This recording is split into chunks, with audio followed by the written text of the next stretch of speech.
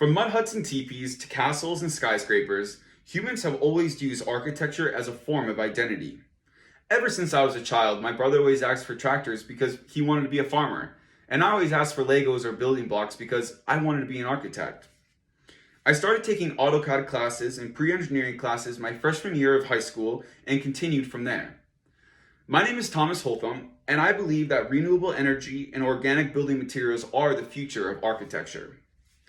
In this speech, I will discuss with you my motivation, my inspiration, and my future goals on sustainable building. Growing up on a farmhouse heated by a wood stove, I never fully understood the consequences of unsustainable living. After moving to Los Angeles, I was exposed to many more eco-friendly buildings and ideas. I became more educated on the concept of global warming and the effects that it has on the future if our current generation does not take action. With this new information, I decided that building houses as a career wasn't enough, that I was inspired to design homes in a way that would benefit the environment. The reality is that our current climate cannot support burning fossil fuels in urban areas that only continue to grow exponentially. Becoming sustainable as a whole doesn't mean only eliminating fossil fuels, but also increasing recycled building materials and incorporating sky terraces and vertical gardens into urban areas.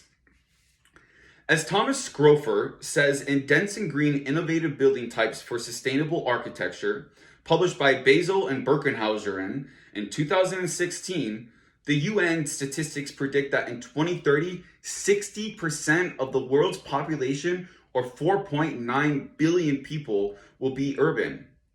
And by 2025, there will be 35 net megacities in the world compared to only 22 in 2011. Without these changes in urban areas across the world, humanity might not make it past the year 2100. Sustainable architecture will benefit the community by making the idea of eco-friendly the new normal. The majority of people currently living in sustainable homes are wealthy who can afford advanced materials and technology. The only way to overcome this crisis that we find ourselves in is to make the cost of green homes more affordable.